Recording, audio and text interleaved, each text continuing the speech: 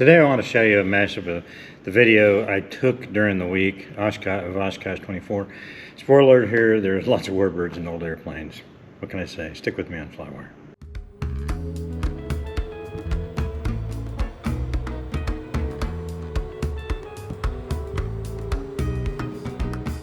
Hey, I'm Scott Perdue, and today on FlyWire I want to show you some video I took during the week.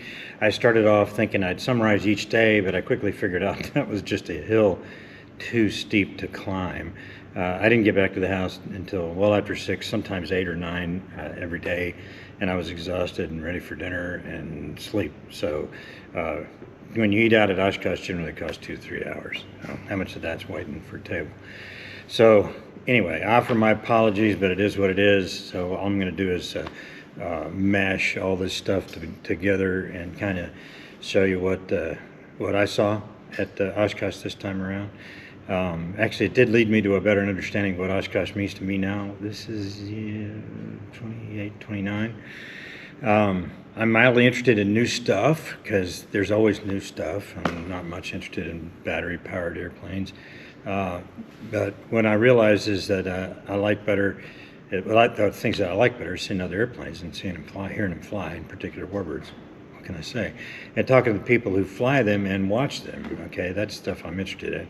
I met folks that traveled a long way to Oshkosh, Germans. I met 3 Swiss guys at lunch on their first trip to Oshkosh. That was fascinating. I met a Mexican couple, among others. I mean, from all over the world, Australia, all kinds of different places. I think there were far more kids and women at the show this time than I've ever seen before. It was really crowded, very much like in the late 90s and early 2000s. And this has to bode well for general aviation in the U.S., right? I think so. So generally, I wandered around to see stuff and talk to people. I had a couple events on Monday and then hit the circuit. Seeing the video, I realized that, like I said, that I spent a lot of time in warbirds. What can I say? I'm going to narrate. How I'm going to do this is I'm going to narrate along the way, but there's some places you're just going to have to watch and listen. Airplane noise can be a beautiful thing. I just got to be honest with you.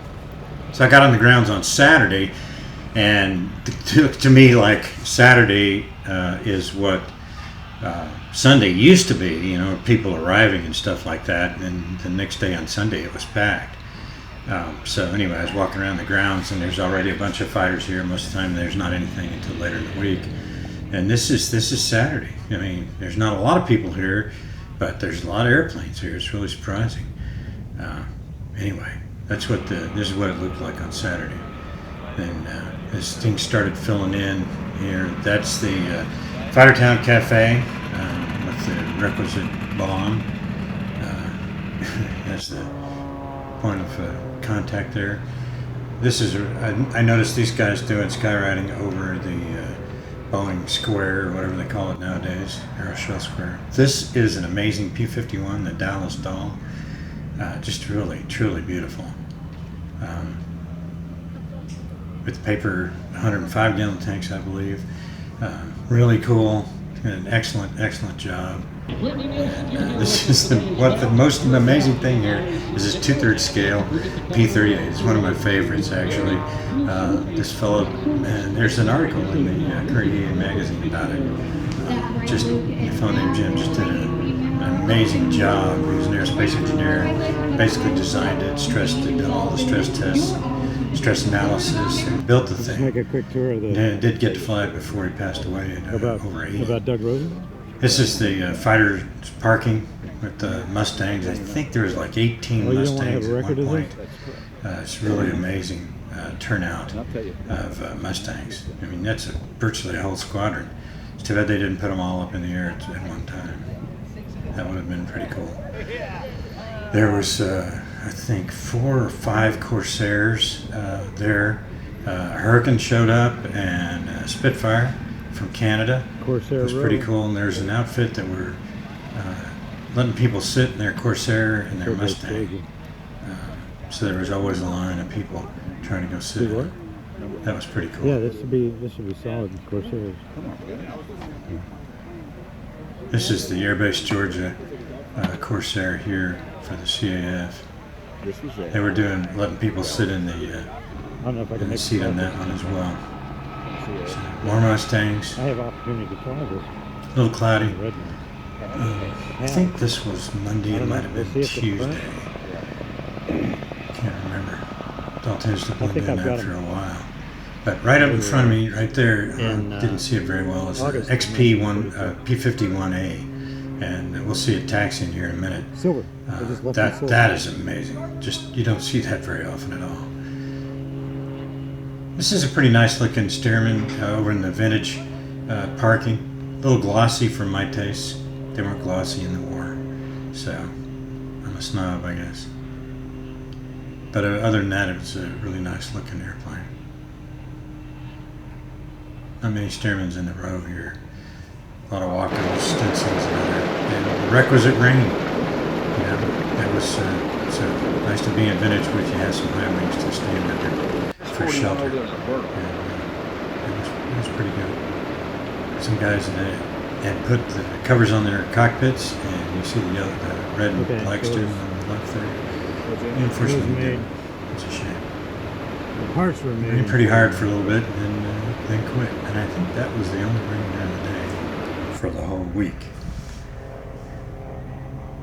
This is the vintage area, and I really didn't get any further south on the South 40 than this. This parking here. There's a nice Corsair. I think these are the two, the Corsair and the P51 that they're letting people sit in.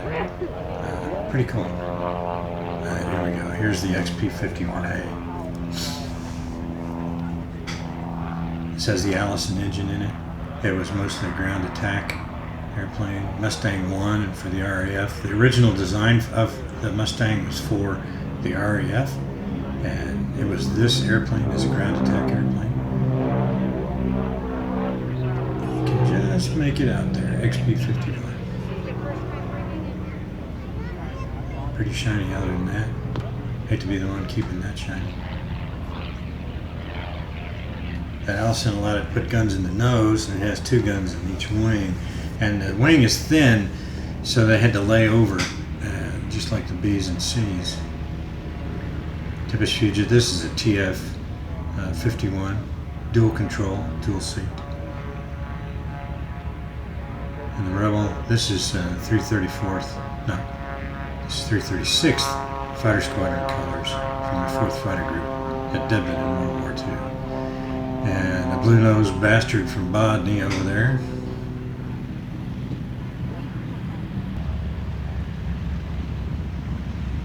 Really filled out on the bomber line. I think there was 3 or 4 B-25s. 4 B-25s that showed up. Captain T-6s. This is T-28's coming out from formation ride. I believe this was the last one.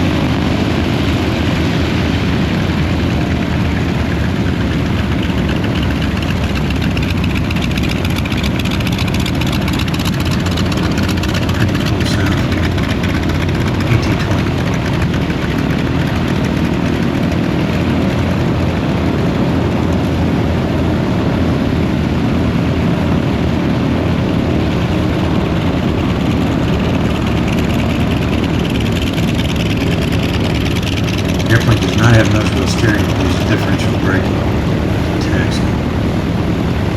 Makes it kind of smart.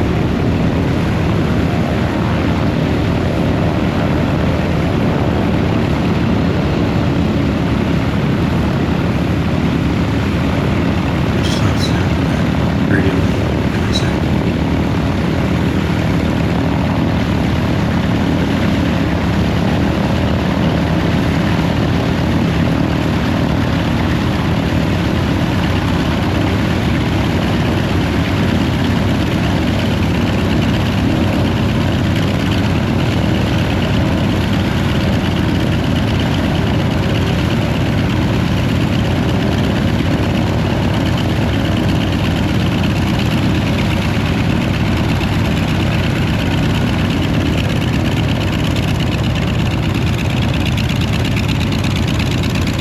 Instead of maintaining one of these T-28s, it's like maintaining 3 Mustangs.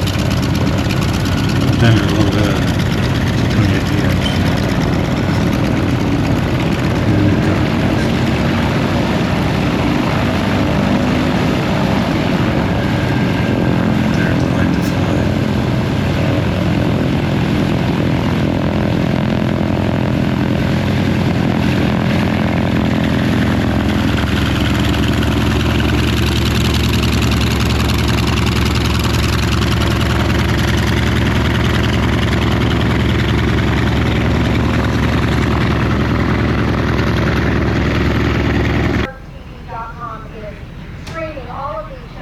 Warbirds in Review. But they don't just do that during the year. During the year, they have an entire package of programs. A couple of Spitfires right here. They do this every day. Scott and Kyle Guyette do this, and they based out of that Quonset hut over on the right, and Fagan Fighters folks actually built that Quonset for this program. And air-to-air TV, so it's air to airtv.com is offering 50% off their streaming service this week only for the whole year. And you only have to use the code Mustang24. That should be easy to remember. Ladies, if your husband keeps bringing home crap that you do not want in the garage, Hurricane and the this Spitfire. is the perfect gift because it takes up exactly 0 space. And it'll keep him occupied every Saturday when you want to go to the yard sales or to the mall. He'll be happy, you'll be happy, and it's 50% off this week. Limited time, and if you don't get to see all of the Warbirds in Review this week, you'll be able to go back, watch those, as well as go backward in time and see some older ones. So if you are at all interested, make sure you go on there and check that out. I'm grateful to them because they're the ones that bring me back here and make me look so good on the screen. Shikima. Another Fagan Fighters airplane. This is an incredible restoration of the P-47D. Beautiful airplane.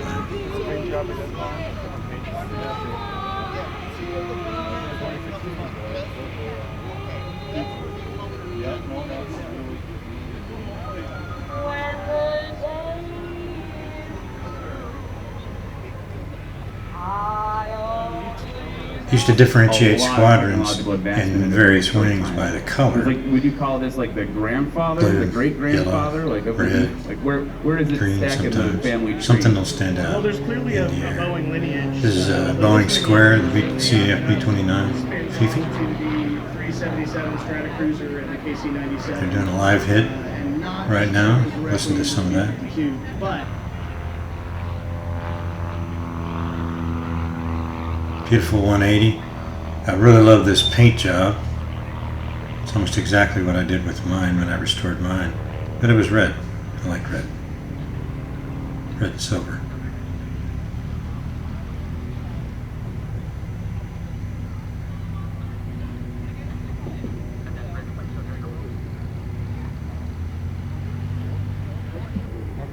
A lot of mods to that. This is a C-45. Great wing to sleep under. Lots of protection from the rain. Not necessarily all that technology came from the moonshot, but certainly a great part of it. It's the business liner. The Apollo program to the moon led to. This is the Bronze Lindy winner for its class out of Fort Worth. Sean Sullivan did this. Did really well with it.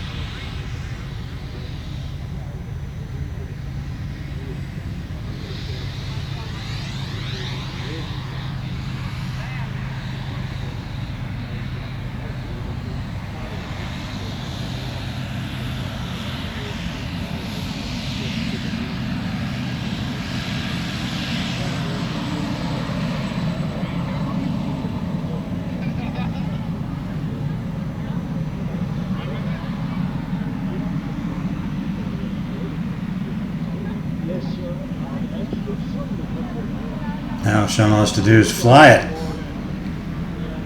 Cody Edmer, another fellow from Fort Worth. These two folks actually share a hangar at Spinks, and Cody restored this airplane. Dolled it up. One outstanding 180, 182, 185, and 206. Best in class. Nice detail. Leather is trimmed in green.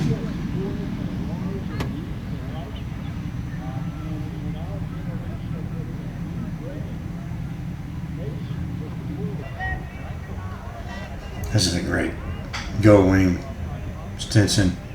Guess it belonged to the Pepsi folks. It is just stunning.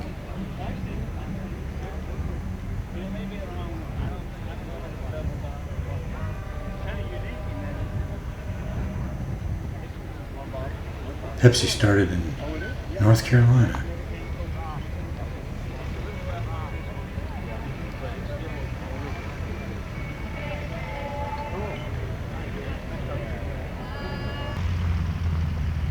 to the T6 line.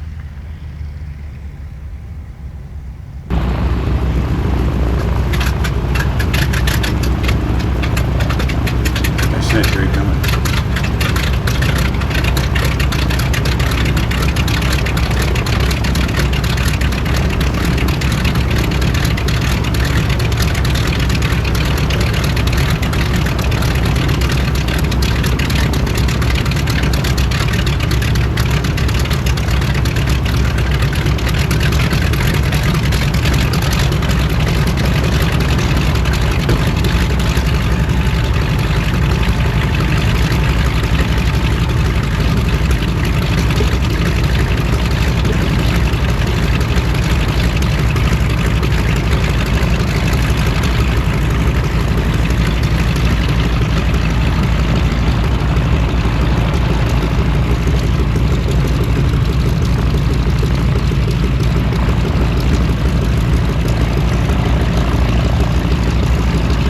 That's a nice looking T6. Harvard, actually. Mark IV, I think. This 45 is coming into park. Some pretty good noise from the twin 985s.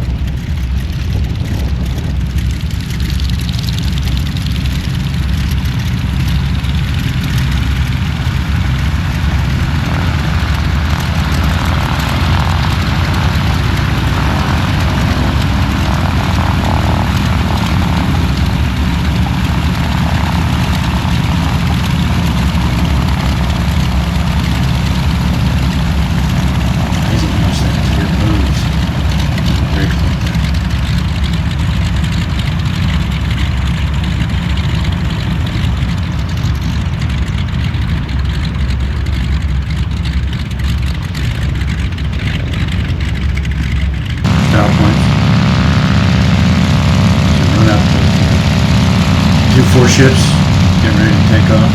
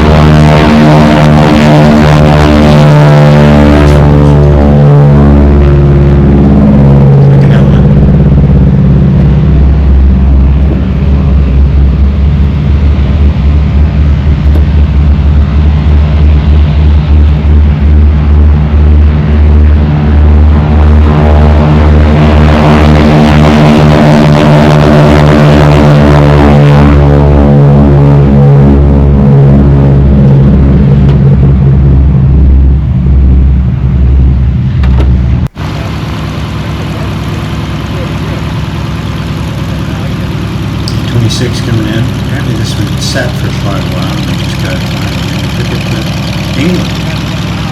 I'm not sure about that. But a lot of flying over the ocean for an airplane to set.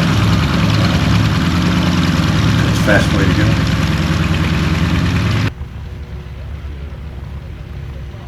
This actually was the highlight of my Oshkosh. I got to ride in this, I think it was Thursday. It was an awful lot of fun. Just a hoot. Just some numbers on Oshkosh. It seems like they had 686,000 people over the week. Say that's a record from 2023. I seem to remember it being in the 800s and so on in the early 2000s, but what can I say? Ford tri-motor. Go for a ride in that thing. $80 a flight. Got to fly that once a long time ago. Load that thing up. It was a hoot.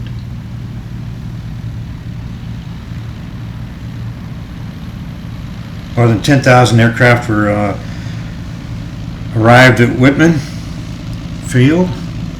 That's where Oshkosh is, if you didn't know that. 16,780 aircraft operations over an 11-day period. Oh, this is that XP-51A. It's not got a Merlin, it's got an Alice.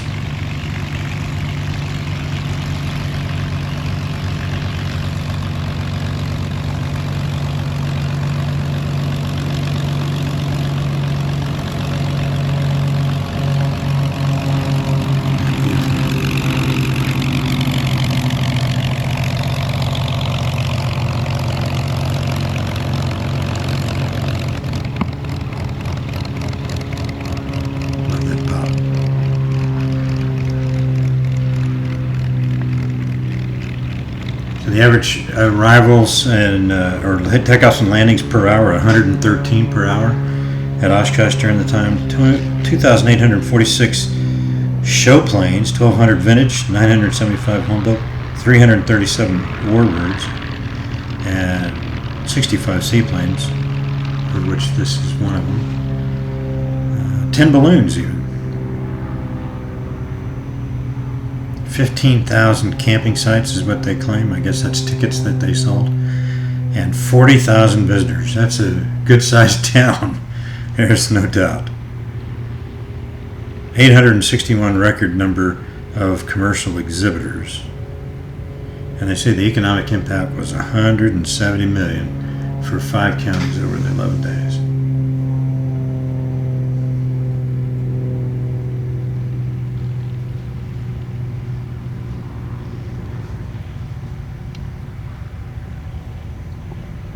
Chocks.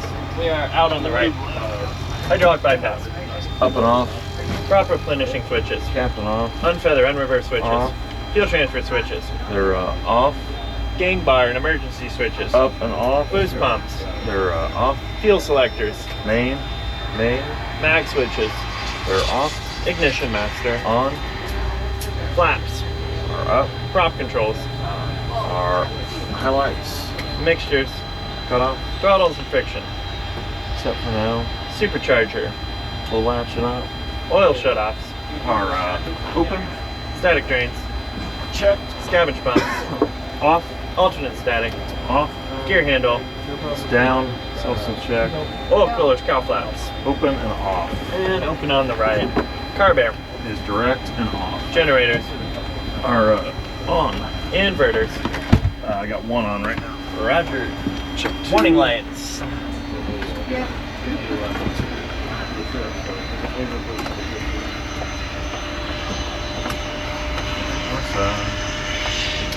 Checked on the right.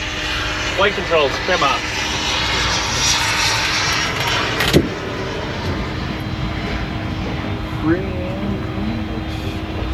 Circuit breakers. Oh, you check my side. All in on the right except for the 2 smokes. Manifold pressure. 30. Beacon. It's on. Pre-start checks complete.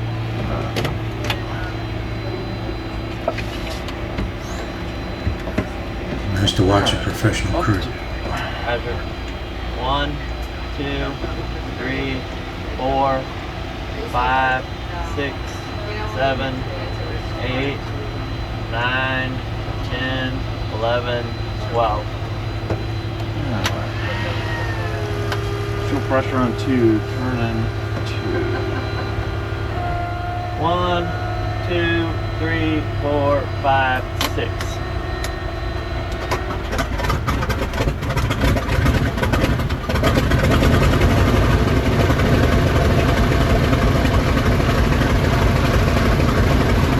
Collapse and bypass. Fuel pressure. Thermal hydraulics coming up. 15.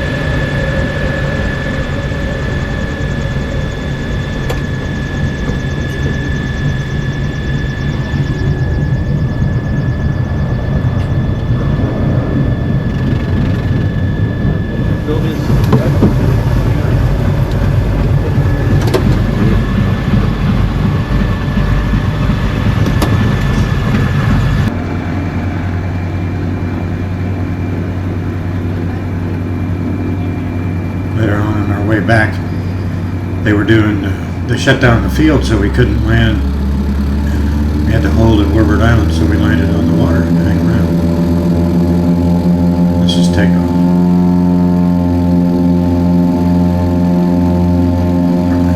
No, this is takeoff.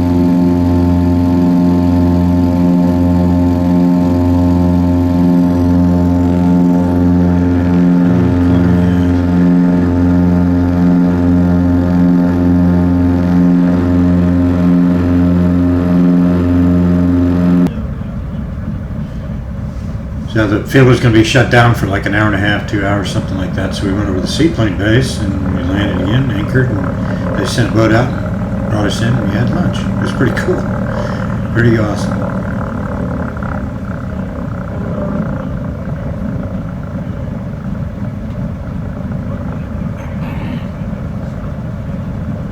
They have a depth finder on this Albatross, and it seems like most of Lake Winnebago here is about 9 feet deep, maybe.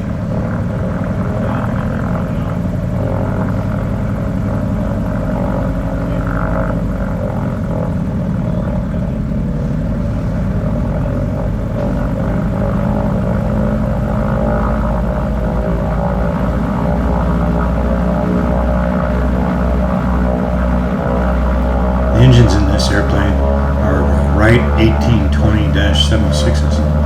I think 1425 horsepower apiece.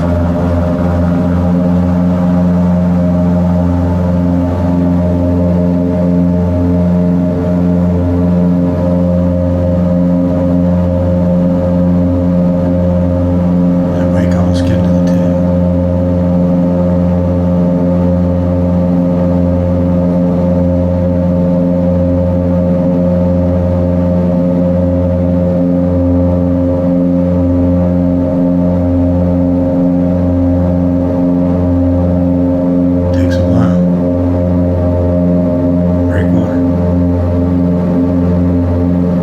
The airplane has electric props. It's really fascinating. And they're reversible, which is pretty cool. They did actually put them in reverse, and we backed up a little bit just to show you could do it, I guess. It's pretty cool.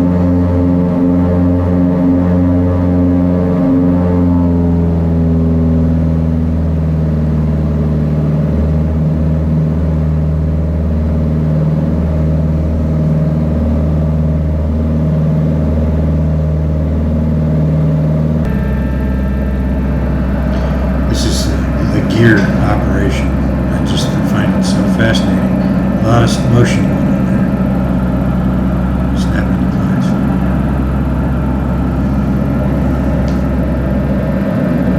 Thanks to Lake Winnebago off the wing. You can see runway 36 left and right up there. The right side is the taxiway. They use that as a runway.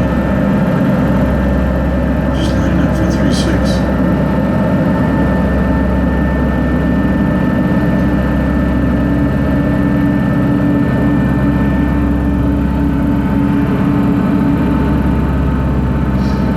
Do a real quick, this is a good view, but what I'm going to do is show you the gear. Hopefully we can keep that gear in view during the touchdown, the approach and the touchdown.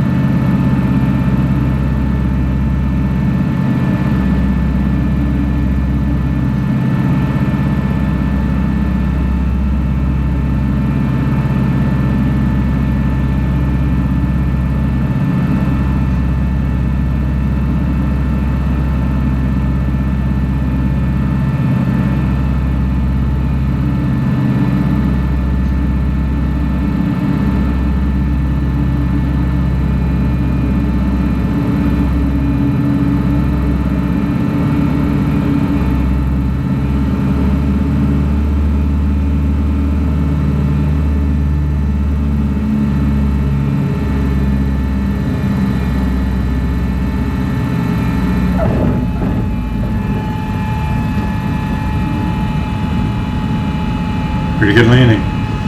So, 1 land landing and 3 water landings. So Mickey can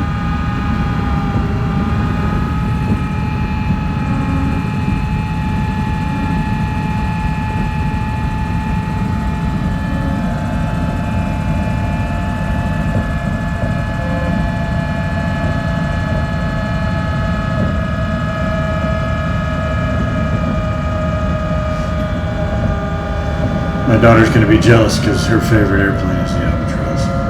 Hopefully I can talk her into getting a ride next year. This is a militarized version of an air tractor. I think it's a two-seater. They wouldn't let me get near it. Why did you bring it if you won't let me to get near it? Silly thing. I think that's an A-10 Junior. The Fagan Fighters SB-2C project came. What a fantastic restoration job. Is amazing. And by my count, this is about over 18 years.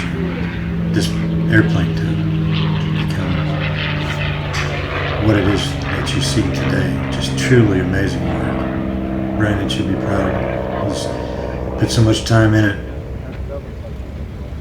It's beautiful.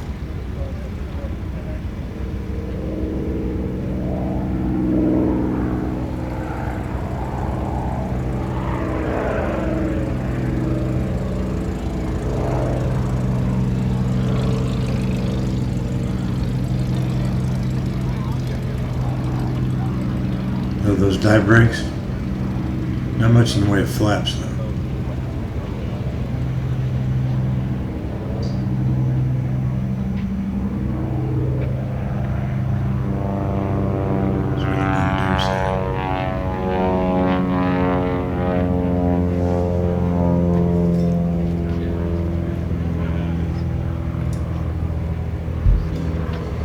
Incredible level of detail.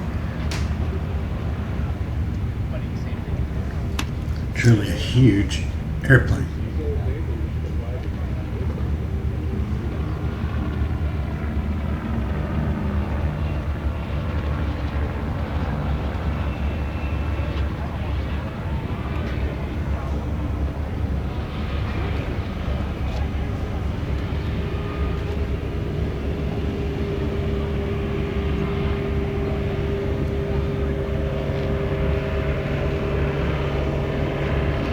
Well, I hope you enjoyed this look at the Oshkosh mashup of the video I shot.